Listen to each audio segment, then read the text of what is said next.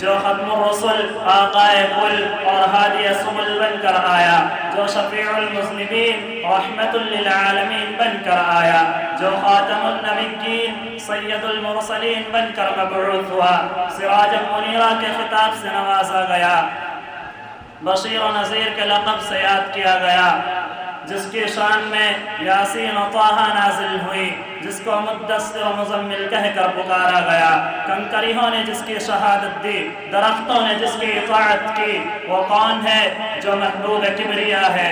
تو سنیے، وہ محمد بن عبداللہ رسول امی کی ذات گرامی ہے۔ معزز سامعین، ذرا غور کیجئے کس ذات گرامی کا ذکر چل پڑا، کس رسول کا تذکرہ ہو رہا ہے؟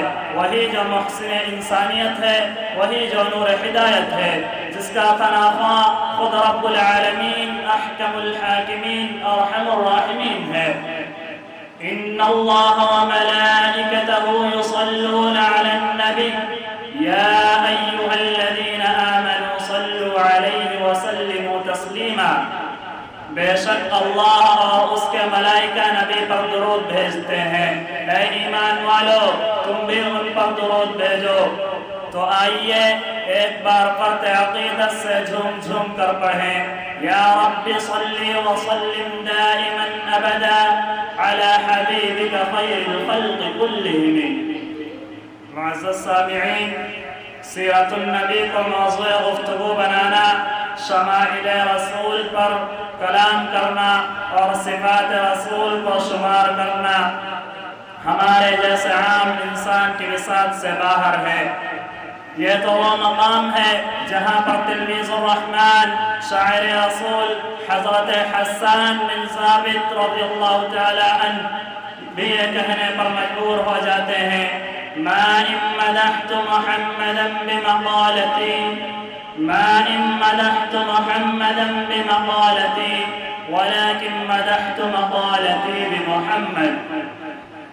حیرت زدہ ہوں کہ جمال نبوت کے کس پہلو کو اجاگر کروں، فکر مند ہوں کہ کمال رسالت کے کس گوشے پر کلام کروں، کیونکہ جو پے کرے جمال و کمال ہو تو اس کے کسی ایک وصف کو موضوع گفتگو بنانا دشوار ترین ہوتا ہے۔ اگر حسن ذاتی کو بیان کرتا ہوں تو کوئی یہ کہہ گیا، حسن یوسف دم عیسیٰ ید بیضا داری، حسن یوسف دم عیسیٰ ید بیضا داری، آج خوبہ ہمہ دارند تو تنہا داری۔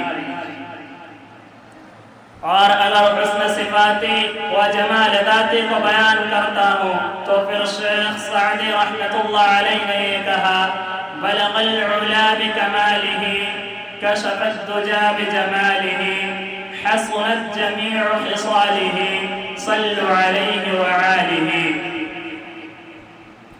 یا صاحب الجمال ویا سید البشر من وجهك المنير لقد نبر القمر لا يمكن الثناء كما كان حقه بعد اسخداب ذر طريق الصا مختصر۔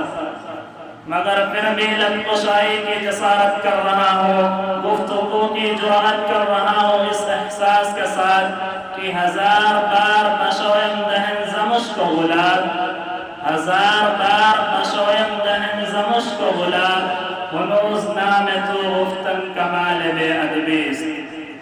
شہدائیان اسلام، شہنشاہ مدحہ، تاجدار مدینہ، سرور کائنات صلی اللہ علیہ وسلم کی بعثت انبیاء سابقین کے سلسلہ رسالت و نبوت کی آخری کڑی ہے، اس لیے آپ نے فرمایا لا نبی بعدی، میرے بعد کوئی نبی نہیں آئے گا۔